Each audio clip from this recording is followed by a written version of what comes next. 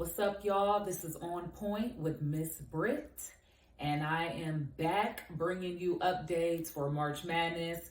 And once again, I gotta remind y'all, I will only be talking about the women. I will not be talking about the men. I don't know nothing about the men. I ain't really been watching the men, so I can't. So you done came to the wrong place if that's what you was looking for.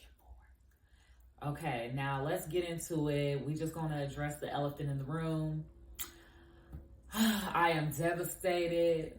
I am actually really pissed because I can't believe this. But OSU got upset by Duke, and I'm really, really pissed. Like, y'all have the talent. Y'all have the talent. I'm not understanding how y'all could lose, man. Y'all really let me down. I should have known y'all was gonna let me down. Like, OSU really blew a 16-point lead. They really blew a 16-point lead and lost to Duke 75-63. And now we can't get no rematch with UConn in the Sweet 16. I'm sick. And that's all I gotta say about that. Like, we moving on from that game because I'm really upset. I should have known. So our next game, Stanford versus Iowa State. Stanford ended up outlasting Iowa State, winning 87-81. MVP of the game was Kiki Irfin. She had a career high 41 points. She stepped up for Stanford when Cameron Brink fouled out with 2 minutes left in regulation. And then on Iowa State side, we had Emily Ryan with 36 points. We know Audie Crook's been balling. She had 40 points last week, and she ended up fouling out in overtime. So it definitely was one of the best games of the tournament so far. You know, they were battling out. So shout out to Iowa State. Stanford is on to the Sweet 16.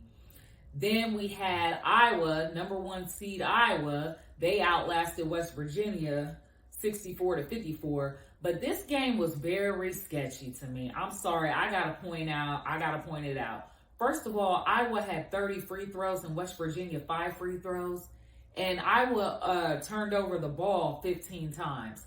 So it just seemed like the refs, were bailing them out because they kept turning over the ball. And that's not right. Because that's the only reason why they won was off them free throws. And I'm sorry. I gotta call it out. I don't care. I said what I said. So moving on. UConn is finally back. They've been suffering some injuries, and Paige Bucker, she's back to who she is. She's out here balling. She has scored 60 points in the last 2 NCAA tournament games, especially coming off that torn ACL from last year. So I'm glad to see that they're back. They defeated Syracuse 72-64. So they're on to the Sweet 16 to face Duke. So good for them. They could potentially make it to the Final Four. And then Tennessee, they had a heartbreaking loss to NC State, 79-72. With 46 seconds left on the clock. They were down by 4. And as NC State inbounded the ball, Tennessee stole it and was going to make a shot for 2 points to bring, the deficit to 2. And NC State called a timeout, and Tennessee's coach, she was on fire. She was pissed. And that basically messed up the momentum because after that, there was missed shots, there were fouls. NC State took the win, and they are headed on to the Sweet 16. And then our other number 1 seeds, they handled business. South Carolina just ran over UNC, University of North Carolina. South Carolina dominated in the first half. The second half, it was a little bit low scoring, but it didn't matter anyway. They already had a huge lead. Then we had Texas coming through. We had USC taking care of business.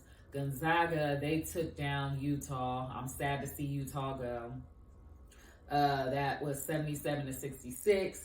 And then LSU, they had their first half struggles against Middle Tennessee. Second half, they handled business and took over, and they ended up winning 83-56. And Angel Reese had a double-double.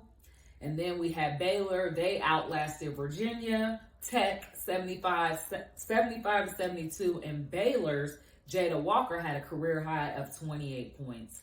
So we had some really exciting games over the weekend. Now the Sweet 16 is about to get real serious. It's about to get real. So we got some exciting games coming up. Friday, starting at 2:30, we got Oregon State and Notre Dame. Then we got Indiana and South Carolina. Hopefully Indiana can step up. But South Carolina, they just rolling. I'm sorry, y'all. I don't even know who's gonna be able to stop them. They just on a roll.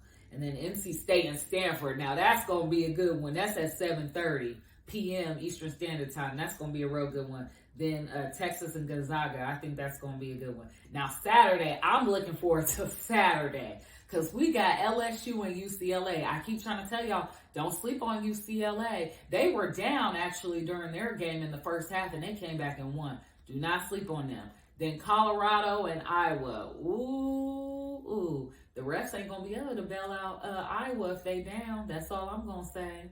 Or will they? Because they really want LSU and Iowa to be in the Elite Eight because that's going to bring in numbers. We'll see what happens, but I'm hoping that it's a fair game and it's a good game. Then we got Baylor and USC. And then we end the day with Duke and UConn, and those are the games for Saturday.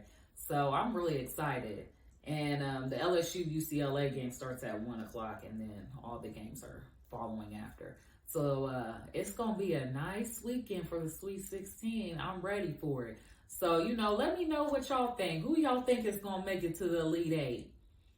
Me personally, obviously everybody wants to see Iowa and LSU face off in the Elite Eight. I think everybody wants to see USC and UConn. And then South Carolina, I'm sorry, they go into the Elite Eight. There's not even no question. And I think Stanford's going to go. I think Texas is going to go. Notre Dame's going to handle business. And we'll see what happens. But make sure y'all go follow my Instagram page and my YouTube _PointSports614, and make sure you like and subscribe. And I'm out.